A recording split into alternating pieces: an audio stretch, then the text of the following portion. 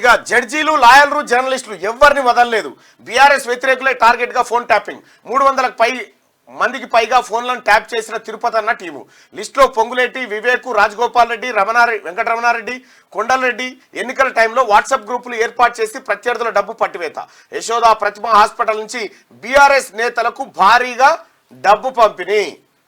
Task force ఒత్తిడితో BRS కోసం 13 కోట్ల ఎలక్టోరల్ బాండ్ల కొనుగోలు చేసిన సంధ్యా కన్వెన్షన్ ఎండి శ్రీధర్ రావు, భుజంగరావు, తిరుపతి అన్న స్టేట్మెంట్స్ లో వెలుగులోకి సంచలన విషయాలు వచ్చినట్టు. ఈ లుచ్చలు చూడు ఏం చేసిరో. సిగ్గుచేటు వాళ్ళు ఆ కాకి డ్రెస్కే చీడపురుగులు అసంటోళ్ళు. వీళ్ళతోటి మొత్తం అందరికీ చెడ్డ పేరు వచ్చి పడవుతుంది. ఇప్పుడు ఏమవుతుందంటే ఇక వాళ్ళు ఆఖరికి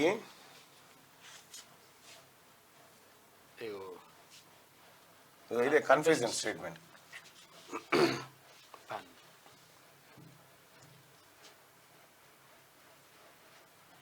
మొత్తం ఇచ్చినంత మొత్తం ఎక్కడికక్కడ ఎవడు పెద్ద ఆయన అంట, పెద్ద కేసీఆర్ ని పెద్ద ఆయన అని పెట్టుకోరు. ఆయన పేరు పెద్ద ఆయన అని పెట్టుకున్నారు అట్లా. ఇక చూడు ఇదే రిమాండ్ రిపోర్ట్, ఏది confusion statement.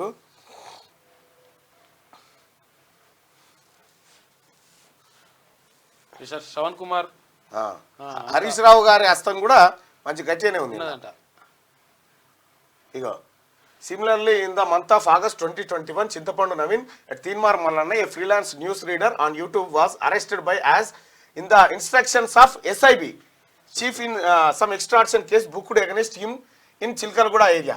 He is a severe critic of CM KCR Peddayana and used to irritate him with his continuous criticism of KCR, his family members and government policies. He had contested MLC graduate constituency elections in early 2021 and had given tight fight to the TRS party. SIB chief had been asked by CM, SIB chief has been asked by CM to put him under continuous surveillance, and Pranit Kumar used to share information about Teenmar Mallanna to me regular based on his surveillance.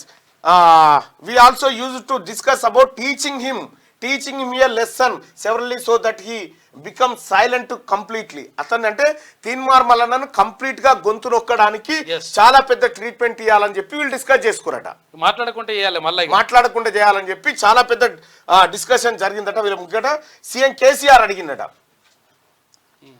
CM KCR Teenmar Mallanna మీద పూర్తి స్థాయిలో నిఘా పెట్టండి అని చెప్పిండట. తన phone tap చేసి నేను కూడా కేసీఆర్ పైన కేసు పెట్టబోతా ఉన్నా, కేసీఆర్ అండ్ వీళ్ళపైన కూడా కేసు పెట్టబోతా ఉన్నా. ఇక అలాగే ఈడేవాడు 12 ఎకరాల ఉండేగా వాడు పత్తకు దొరుకుతలేడు, వాడు యాడున్నా పట్టుకునేడే, ఇడిచిపెట్టేది అయితే లేదు. వాడు నువ్వు తప్పించుకోరా బాయ్. ఇక నేను ఎట్టి పరిస్థితిలో పట్టుకోవచ్చుడే. 12 ఎకరాలు తీసుకొచ్చి ఇచ్చేసి ఏడున్నదో. ఇగో ఈ రకంగా నేను గతంలోనే చెప్తున్నా, నా ఫోన్ ట్యాప్ చేస్తుర్రు అని చెప్పి ఇగో ఇదే ఇవాళ రిమాండ్ రిపోర్ట్ లో బయటపడ్డది. వాళ్ళే చెప్పిండ్రు. కేసీఆరే చెప్పిండట. కేసీఆర్ఏ ఎవరికి? ఎస్ఐబి చీఫ్ కి చెప్పిండట, ఇంటెలిజెన్స్ బ్యూరో చీఫ్ కి. ఎస్ఐబి చీఫ్ హ్యాడ్ ఇగో చూసుకోరు సార్. ఇగో ఇది కేసీఆర్ కథ, ఇది కేసీఆర్ వ్యవహారం. ఇంకా వీళ్ళే కాదు, ఇంకా చాలా మంది ఉన్నారు ఆ రోజు. అయితే ఈ పెట్టిన కేసు అన్ని ఎందుకు పెట్టిరంటే కేసీఆర్ ఇరిటేట్ చేస్తుంది కాబట్టి ఈ కేసు బుక్ చేసినామని చెప్తారు. ఇలా ఈ కేసులు బుక్ చేసినాం ఎందుకంటే, ఈ కేసు ఎందుకు బుక్ చేసినామంటే ఈ గవర్నమెంట్ పాలసీస్ను వీటన్నిటినిగో అండ్ గవర్నమెంట్ పాలసీస్ని క్రిటిక్ చేస్తూ ఉన్నాడు, తర్వాత కేసీఆర్ను ఇరిటేట్ చేస్తూ ఉన్నాడు అని కేసీఆరే చెప్పిండట. కేసీఆర్ఏ చెప్పి నన్ను అరెస్ట్ చేసినప్పుడు కూడా కొంతమంది ఆఫీసర్లు అడిగారు, నైట్ ఐపీఎస్ ఆఫీసర్ వాళ్ళు కూడా అడిగారు. ఎవరు అడిగారంటే అది ఒక లేడీని అట్లా మాట్లాడొచ్చా సుదర్శన్ అంటే నేను అన్నా. అట్లే మళ్ళీ ఏమంటున్నట్టు వాళ్ళు ఏమన్నారంటే వాళ్ళ పేరు ఎందుకని, అది మీ అక్క చెల్లెలు అయితే ఇట్లా చేస్తాం అంటే, మా అక్క చెల్లెలు అయితే మూతి పనులు రాలగొడతాం మేడం, ఎందుకంటే ఇటువంటి గివి ఏరు కదా చెప్పేసి. జడ్జీలు లాయర్లు జర్నలిస్టులు ఆఖరికి జడ్జీలే కూడా హైకోర్టు జడ్జీల ఫోన్లు కూడా ట్యాప్ చేసిరట. చూసుకో ఎంత పెద్ద నీచిలో. టాస్క్ ఫోర్స్ ఒత్తిడితో బీఆర్ఎస్ కోసం సంజయ్ శ్రీధర్ రావు కాల్ చేద్దాం ఒకసారి. ఇగో ఎలక్ట్రోల్ బాండ్లు ఇవ్వాలని చెప్పేసి ఒత్తిడి వేసి ఆయనతో వేయించారు, పైసలు వేయించారట. చూసుకో ఇక వేస్తందుకు కూడా ఇల్లే ఇక వస్తాదులు 13 కోట్లట ఆయన దగ్గర. టాస్క్ ఫోర్స్ ఒత్తిడితో బీఆర్ఎస్ కోసం 13 కోట్లు. అన్న గుడ్ మార్నింగ్ అన్న. 13 కోట్లు ఎలక్టోరల్ బాండ్లు కొనుగోలు చేసిన సంధ్యా కన్వెన్షన్ ఎండి శ్రీధర్ రావు అని నిజమేనా అన్న ఇది? ఈ టాస్క్ ఫోర్స్ కారణంగా ఇచ్చిరా అన్న మీరు? ఒత్తిడి కారణంగా నిజంగానే ఇచ్చిరా? టాస్క్ ఫోర్స్ టీవీ5 సాంబశివరావు ఇక పిల్లల్ని ఫ్యామిలీని కూడా భయపెట్టి బెదిరించేసరికి పోలీస్ స్టేషన్ పిలిపించినాను. మా మిసెస్ ని బెదిరించేసరికి చూడిగా టాస్క్ ఫోర్స్ టీవీ5 సాంబశివరావు ఎందుకు ఉంటాడు ఇలా? సాంబశివరావు మొత్తం పైరవీ చేసినప్పుడు ఆయన భుజంగరావు కూడా స్టేట్మెంట్ అదే ఇచ్చింది కదా, 2 కోట్ల రూపాయలు సాంబశివరావు. 2 కోట్ల రూపాయలు సాంబశివరావుకి ఇచ్చినట్ట? అవును. ఏం జరిగిందన్న ఆ రోజు? అసలు నిన్ను ఏ కేసులో ఇబ్బంది పెట్టిరు? మాకు యాక్చువల్గా కన్వెన్షన్ సంధ్యా కన్వెన్షన్ 2020లో ప్రభాకర్ వియంకులు రవీంద్రరావు అని మురళీకృష్ణారెడ్డి మ్యాట్ ప్రాజెక్ట్స్ ఇద్దరు లీజింగ్ తీసుకుంటామని వచ్చారు. మేమైతే మా బిజినెస్ ఓన్లీ లీజింగ్ బిజినెస్, మేము డైరెక్ట్ బిజినెస్ చేయమేది. రెంట్కి అంతకుముందు నిమంత్రుడు 2013 నుంచి 20 దాకా ఉండేవాడు క్యాటరర్. అతను ఖాళీ చేయగానే ఇతను వీళ్ళు వచ్చారు తీసుకుంటామని లీజ్కి ఇచ్చాము. లీజ్కి ఇచ్చిన తెల్లారి మా పక్క ల్యాండ్ మేము బ్యాంక్ ఆప్షన్ లో కొన్న ల్యాండ్ మైహోం రామేశ్వరం కబ్జా పెట్టారు.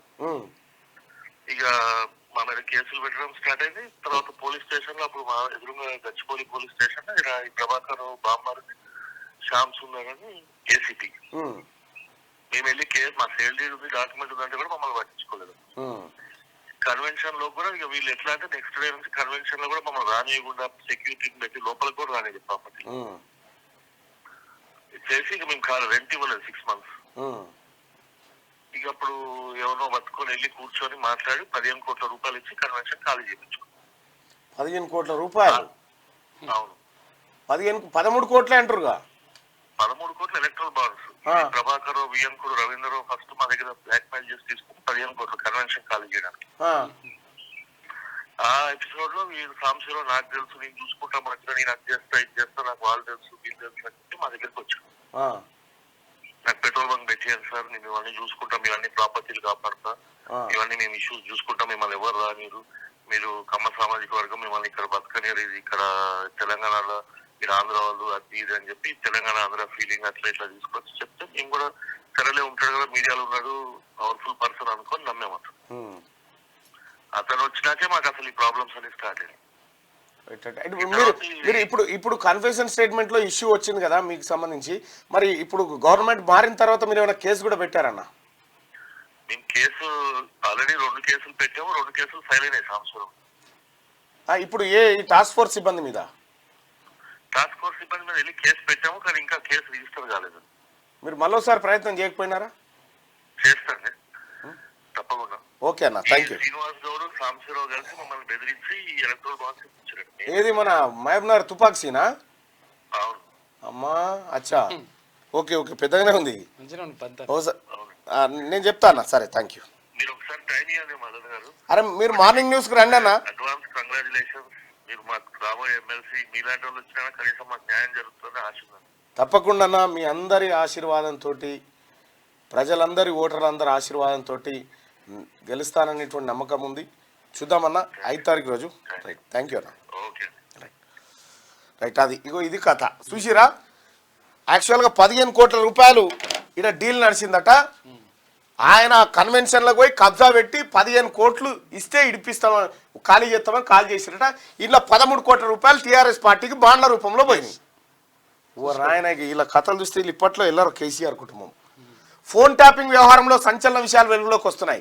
బీఆర్ఎస్ వ్యతిరేకులే టార్గెట్గా గత ప్రభుత్వ పెద్దలు చేసిన కుట్రలు ఒక్కటొక్కటిగా బయటపడుతున్నాయి. రాష్ట్రంలో బీఆర్ఎస్ను 3వసారి అధికారంలోకి తేవడమే లక్ష్యంగా ప్రత్యర్థుల ఫోన్లను ట్యాప్ చేయించినట్టు వెల్లడైంది. సొంత పార్టీ నేతలతో పాటు ప్రతిపక్ష లీడర్లు, పోలీసు ఉన్నతాధికారులు, హైకోర్టు జడ్జీలు, లాయర్లు, జర్నలిస్టులు, ప్రైవేట్ వ్యక్తుల ఫోన్లను కూడా ట్యాప్ చేయించినట్టుగా తేలింది.